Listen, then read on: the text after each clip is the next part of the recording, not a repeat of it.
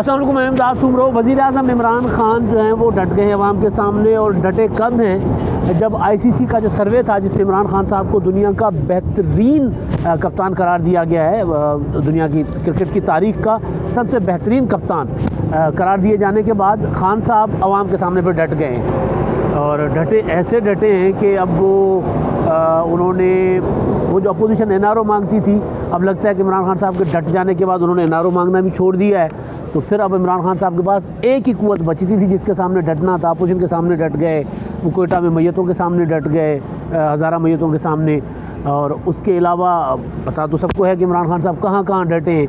तो वो जो शुगर माफिया उसके सामने डटे, आटा माफिया के सामने डटे।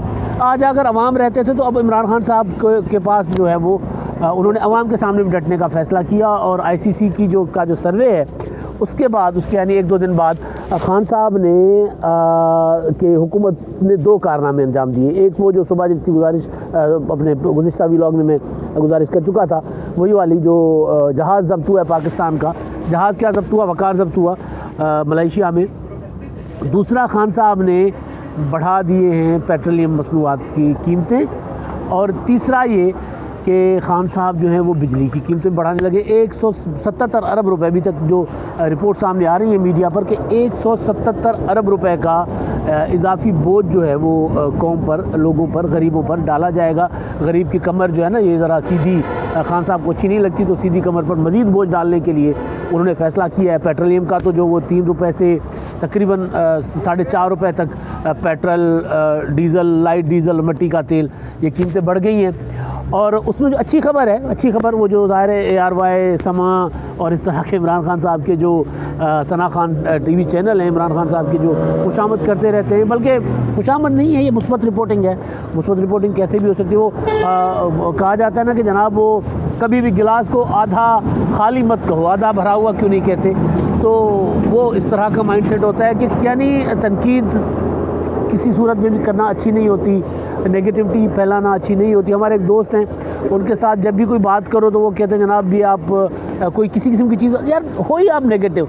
भाई अब एक चीज़ है ही ऐसी तो उसको नेगेटिव, तो उसका जिक्र करना, नेगेटिविटी कहाँ से आ गया। खैर, लेकिन पॉजिटिविटी ढूंढनी होती है। तो अब ज़ाहिर है खान साहब को वो जो गई थी समरी पेट्रोलियम की, वो ओगरा को जो ओगरा की जानिब से वो समरी गई थी 13 रुपये के तक की, मुख्तलिफ मसनूआत की 13 रुपये तक की कीमतें बढ़ाने की मंजूरी हुई थी, सिफारिश हुई थी। लेकिन खान साहब ने अवाम दोस्ती का सबूत देते हुए 3 रुपये, 4 रुपये और 4.25 रुपये, इतनी जो है वो यानी 3 से 4.5 रुपये तक की, वो जो तकरीबन 4.25 रुपये तक कीमतें बढ़ा दी। अब ये मतलब इसको हम इस तरह भी देख सकते हैं ना। अब आप देखें कि जो पिछले दिनों जो 10-15 दिन पहले भी, क्योंकि अब महीने में 2 बार कीमतें बढ़ेंगी, तो कम वो मैं अक्सर कहता होता हूँ कि प्रोपेगेंडा की पैदावार हुकूमत है ना, तो ये करती है कि ये चीज़ों को किसी और तरीके से मैनेज करती है। यानी पेट्रोलियम की कीमतें अगर महीने में आपने 4 रुपये बढ़ानी है तो वो महीने में एक बार क्यों बढ़ाएं, वो 2 हिस्सों में बढ़ाएं, 3-3 रुपये करके 6 रुपये हो जाती है। और लोग ये समझेंगे कि देखा जी 3-3 रुपये सिर्फ बढ़ी है, और पिछले जो है उतनी बढ़ाते थे, तो 6 रुपये के बजाय 4 रुपये के बजाय 6 रुपये बढ़ा देते हैं। तो ये इमरान खान हुकूमत का एक कारनामा है, कमाल है कि वो चीज़ें इस तरह मैनेज करते हैं। और फिर वो मीडिया जो उनके पास, उनके साथ है, जिनको जो कंधों पर बिठाकर खान साहब को लेकर आया है, उस मीडिया का ये कमाल है कि वो ये नहीं देखते कि पेट्रोलियम की कीमतें जो हैं वो पेट्रोल, डीज़ल और मिट्टी का तेल, इनकी कीमतें बढ़ने के बाद क्या होता है वो ये नहीं बताते, बल्कि वो ये बताते हैं कि जनाब 13 रुपये की समरी गई थी और खान साहब ने 3 रुपये की कर दी। ये होता है अवामी लीडर। और वो जो मैं गुजारिश ये कर रहा था कि पिछले महीने ये हेडलाइंस चली हैं, मैं मतलब अपने से पल्ले से नहीं कर रहा, मैं अभी गप नहीं मार रहा, ये हेडलाइंस चली हैं कि जनाब खान साहब को जो 15 रुपये की या पता नहीं 11 रुपये की समरी गई थी या 10 रुपये की गई थी, तो उन्होंने 2 रुपये बढ़ा दी या 3 रुपये बढ़ा दिए। होता है अवामी लीडर।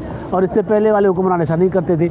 अब इससे पहले वाले हुक्मरान क्या क्या करते थे वो तो खैर मीडिया नहीं बताएगा। अभी मोटरवे पे इस्लामाबाद से सफ़र था तो धुंध थी, तो एक दोस्त ने हंसते हुए कहा कि देखा जो पिछले हुक्मरान हैं, पिछली हुकूमतें उनकी वजह से धुंध है मोटरवे पे। मतलब अगर कोई बात करेगा, जहाज़ जो है वो पिछली हुकूमतों की वजह से गिरवी हो गया, लाहौर का कचरा पिछली हुकूमतों की वजह से हो गया, बिजली की कीमतें बढ़ेंगी, वो भी कहेंगे जनाब पिछली हुकूमतों पे। बल्कि अभी कुछ देर पहले जो उमर अयूब साहब की थी स्टेटमेंट आई हुई थी जो मीडिया पे चल रही है, उसमें उन्होंने कहा कि जनाब ये जो बारूदी सुरंगें बिछा गए हैं बिजली के मंसूबों की शक्ल में नवाज शरीफ साहब, और ये हमें 2023 तक भुगतना पड़ेगा। इसका बयान का मतलब क्या है? दूसरी सूरत में, दूसरी शक्ल में इस बयान का ज़ाहिर मतलब यही है कि भाई 2023 तक हम कुछ नहीं कर सकते। हमारा जो टेन्योर है 2023 तक हम कुछ नहीं कर सकते। पिछले जो बिगाड़ कर गए थे वो बिगाड़ चलता रहेगा, मज़ीद बिगाड़ आएगा। यानी वो गुड्डू का एक अगर सर्किट ब्रेकर बैठ जाता है तो फिर पूरे मुल्क में बिजली नहीं होगी, और फिर उसके बाद वो जो अजीब-ओ-गरीब किस्म की जो तावीलें पेश की जाती रहेंगी, और 2023 तक आपको ये भुगतना पड़ेगा। आप देखें गैस कहीं नहीं मिल रही।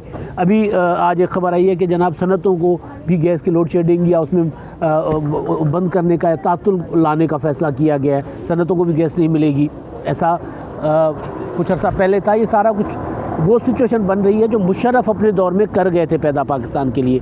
पाकिस्तान में ये जो आज के हालात हैं ये मुशर्रफ के दौर के इख्तिताम में थे, इनके उन्होंने आगाज़ में पैदा कर लिए। तो ये जो सारी सूरत हाल बन रही है, अब उस सारी सूरत हाल में खान साहब जो हैं वो, उनके पास एक ही चीज़ है कि वो डट के खड़ा हुआ। और डट के खड़ा किसके सामने?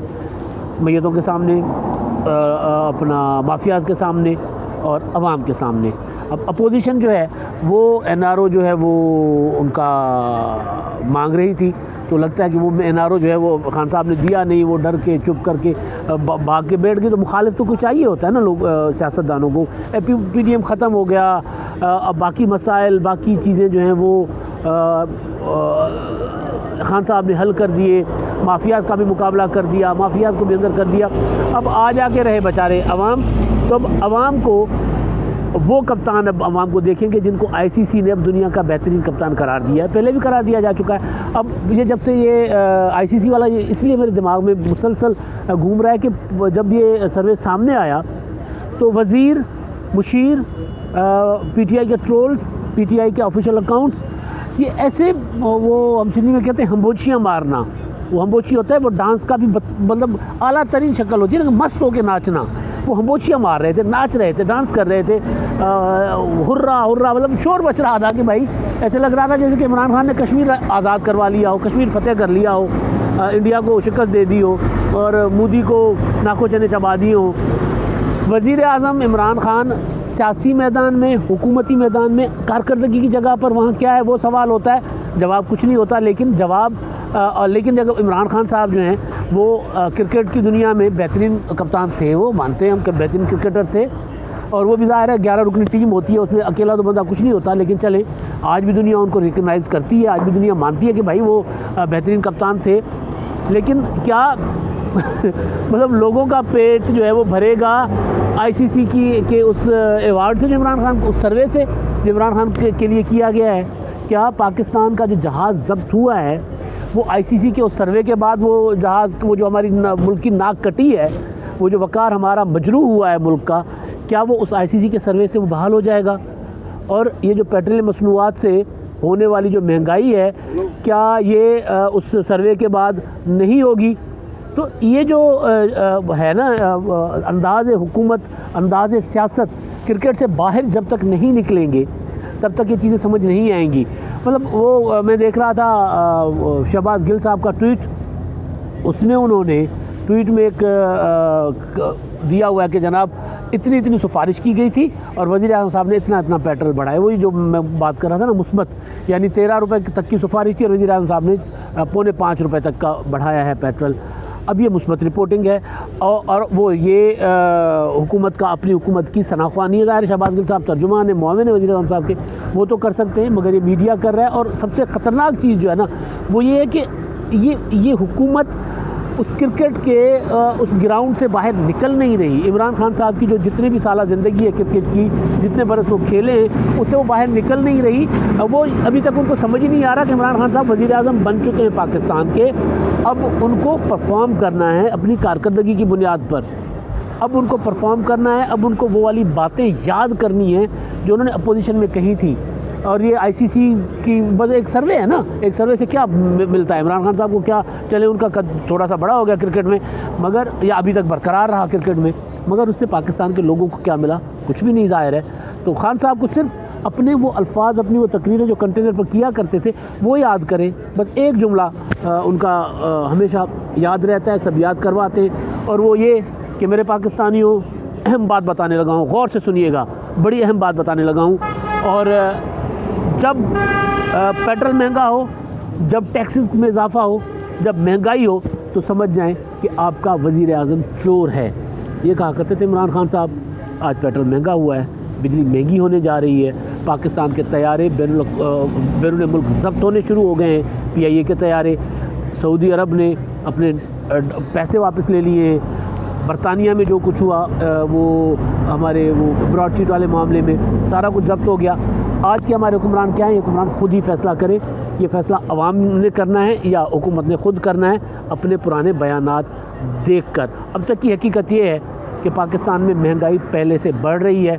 आज का हुक्मरान सादिक और अमीन है, ये सर्टिफाइड, उनको जो मिला हुआ है सर्टिफिकेट वो तो यही है। मगर उसके बावजूद खान साहब कहते थे कि महंगाई होती है तो हुक्मरान चोर होता है, यानी महंगाई इस वजह से होती है कि हुक्मरान चोर होता है। मगर आप सादिक और अमीन सर्टिफाइड हैं, उसके बावजूद महंगाई हो रही है, तो इस पर भी ज़रा गौर कीजिए। अब तक के लिए इतना ही। अल्लाह।